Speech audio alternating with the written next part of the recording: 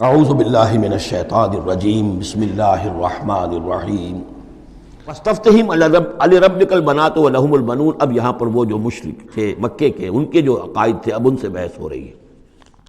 تو اے نبی ذرا ان سے پوچھئے کیا تیرے رب کے لیے تو بیٹیاں ہیں اور ان کے لیے بیٹے ہیں؟ یعنی یہ کہ اوروں نے تو چلیے بیٹا تو دیا، اللہ کو الاٹ کیا تو بیٹا تو کیا، انہوں نے الاٹ بھی کیے تو بیٹی ہیں جو خود انہوں پسند نہیں ہے۔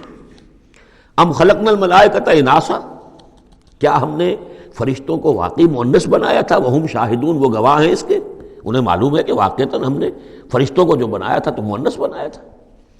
الا انہم من افکہم لیقولون، نہیں آگاہ ہو جاؤ، یہ ان کے اپنے بنائے ہوئے جھوٹ موٹ کے عقائد ہیں، اور وہ کہتے ہیں ولد اللہ، اللہ کی اولاد ہوئی، وانہم لکاذبون، یقیناً وہ جھوٹے ہیں۔ اصطفی البنات علی البنین، کیا اللہ تعالیٰ نے بیٹوں کو چھوڑ کر بیٹیاں پسند فرما لی؟ ما لکم کیف تحکمون، تمہیں کیا ہو گیا ہے، تم کیسے فیصلے کر رہے ہو، کیسی رائے دے رہے ہو؟ افلا تذکرون، تو کیا تم دھیان نہیں کرتے، عقل سے کام نہیں لیتے؟ ام لکم سلطان مبین، کیا تمہارے پاس کوئی کھلی سند ہے، کوئی سلطان ہے؟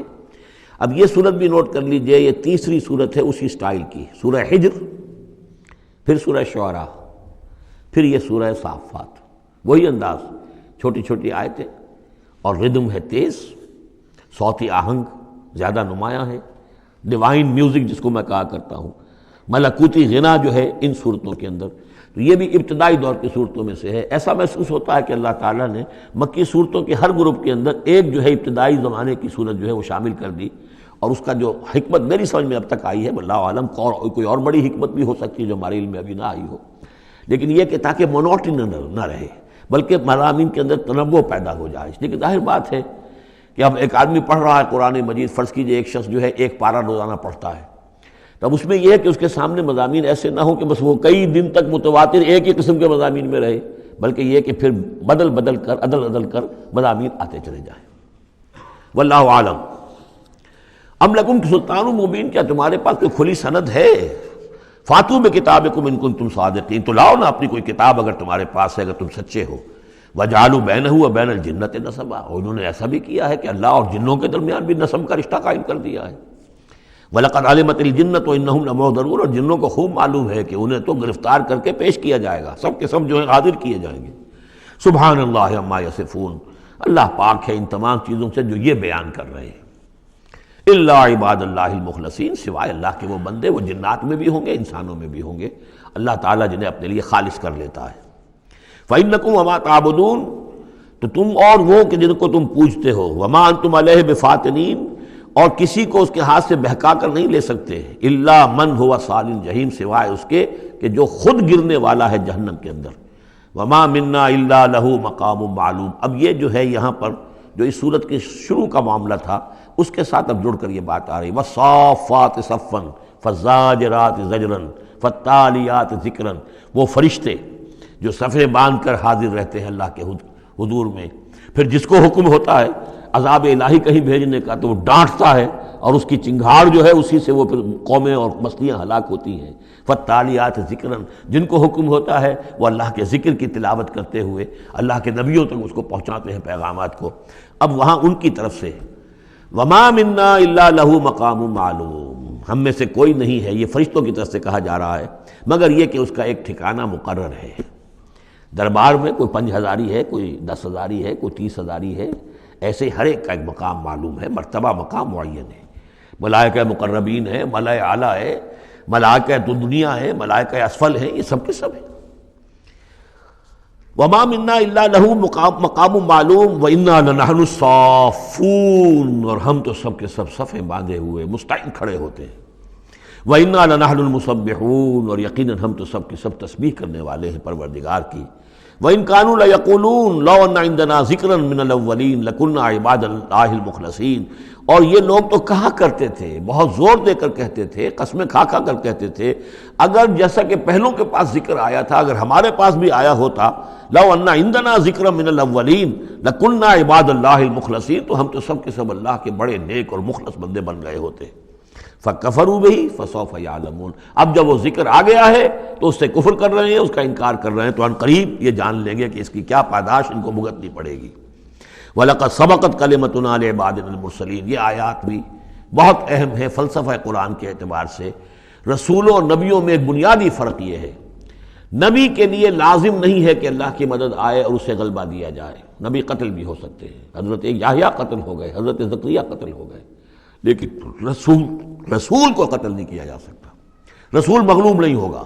جیسے ہی محسوس ہوگا کہ قوم غالب آ رہی ہے، رسول مغلوب ہو رہا ہے، رسول اور اس کے ساتھیوں کو بچا لیا جائے گا اور پوری قوم کو غرق کر دیا جائے گا یا برباد کر دیا جائے گا۔ یہ اللہ کا قاعدہ قانون ہے رسولوں کے بارے میں۔ وَلَقَدْ سَبَقَتْ كَلِمَتُنَا لِعِبَادِنَا الْمُرْسَلِينَ، یہ بات تو ہماری پہلے سے طے شدہ ہے اپنے ان بندوں کے لیے کہ جن کو ہم رسول بنا کر بھیجتے ہیں، عبادنا المرسلین، انہم لہم المنصورون، یقیناً ان کی مدد کی جائے گی۔ اور میں یہ صیغہ جو ہے مستقبل کا بول رہا ہوں، اصل میں تو اب وہ بات ختم ہو چکی محمد الرسول اللہ صلی اللہ علیہ وسلم پر، لیکن ماضی میں یہ اللہ کا قاعدہ اور قانون رہا ہے رسالت کے بعد میں۔ وَإِنَّ جُنْدَنَا لَهُمُ الْغَالِبُونَ، اور یقیناً ہمارا لشکر جو ہے وہی غالب آ کر رہے گا۔ یعنی اللہ کا لشکر کون ہے؟ اللہ کا حزب اللہ کون سی ہے؟ اللہ کا رسول اور اس کے ساتھی اہل ایمان۔ محمد الرسول اللہ والذین معہ، یہ کون تھے؟ یہ حزب اللہ تھے، اپنے وقت کے حزب اللہ یہ ہے۔ اور عیسیٰ اور ان کے ساتھ ان کے حواری یہ کون تھے؟ یہ اس دور کی حزب اللہ ہے۔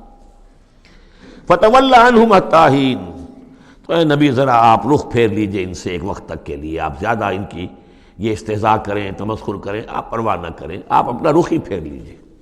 وَأَبْصِرْهُمْ فَسَوْفَ يُبْصِرُونَ، تو آپ بھی ذرا ان کو دیکھتے رہیے، آپ اعراض کر کے ذرا پھر انتظار کیجئے، دیکھتے رہیے دور سے۔ فَسَوْفَ يُبْصِرُونَ، تو عنقریب یہ بھی دیکھ لیں گے۔ أَفَبِعَذَابِنَا يَسْتَعْجِلُونَ، تو کیا یہ ہمارے عذاب کی جلدی بچا رہے ہیں کہ لے آؤ محمد عذاب صلی اللہ علیہ وسلم۔ فَإِذَا نَزَلَ بِسَاحَتِهِمْ فَسَاءَ صَبَاحُ الْمُجْرِمِينَ منذرین، پھر جب وہ عذاب اترے گا ان کے میدان میں، ساحہ کہتے ہیں بڑے میدان کو، کہ جیسے گھر ہیں اور اس کے درمیان میں کوئی بڑا جو ہے پارک ہے جیسے ہمارے ہاں ہوتے ہیں۔ فَإِذَا نَزَلَ بِسَاحَتِهِمْ، جب ان کے اس بڑے میدان میں وہ اترے گا وہ عذاب، فَسَاءَ صَبَاحُ الْمُنذَرِينَ، تو وہ بہت بری صبح ہوگی ان کے لیے جن کو خبردار کر دیا گیا تھا۔ وَتَوَلَّ عَنْهُمْ حَتَّىٰ حِينٍ، پھر دوبارہ اے نبی ابھی ذرا آپ ان کی طرف سے آپ رخ پھیر لیجئے، ان کے انکار سے زیادہ دلگیر بھی نہ ہو، ان کے انجام کے بارے میں زیادہ صدمہ بھی نہ کریں۔ وَلَا تَحْزَنْ عَلَيْهِمْ، آپ ان کے بارے میں رنج و افسوس بھی نہ رکھیں۔ فَلَعَلَّكَ بَاخِعٌ نَفْسَكَ أَلَّا يَكُونُوا مُؤْمِنِينَ، آپ اس صدمے سے اپنے آپ کو اپنی جان کو نہ گھلائیں کہ یہ ایمان نہیں لا رہے۔ وَأَبْصِرْ فَسَوْفَ يُبْصِرُونَ، آپ بھی دیکھتے رہیے اور عنقریب یہ بھی دیکھ لیں گے۔ سبحان ربک رب العزت عما یصفون، پاک ہے اللہ تیرا پروردگار جو رب العزت ہے، عزت اور اقتدار اور اختیار والا ہے، عما یصفون، ان تمام چیزوں سے کہ جو یہ بیان کرتے ہیں۔ یہ نوٹ کرنے والی بات ہے کہ وصف اسی سے یصفون بنا ہے اور اسی سے صفت بنا ہے۔ قرآن مجید میں اللہ کے لیے یہ لفظ استعمال ہوتا ہے صرف لوگوں کی طرف سے۔ اللہ تعالیٰ نے اپنی کوئی صفت قرآن میں اس ایجابی یا مثبت طور پر بیان نہیں کی ہے۔ ویسے ہم احادیث میں لفظ ہے، لیکن یہ کہ یہ بات نوٹ کر لیجیے، قرآن میں صرف نام آتا ہے، لہ الاسماء الحسنی، اس کے ہیں تمام اچھے نام۔ اللہ کے لیے صفت کا لفظ کہیں واضح طور پر صراحتاً جو ہے وہ نہیں آیا ہے۔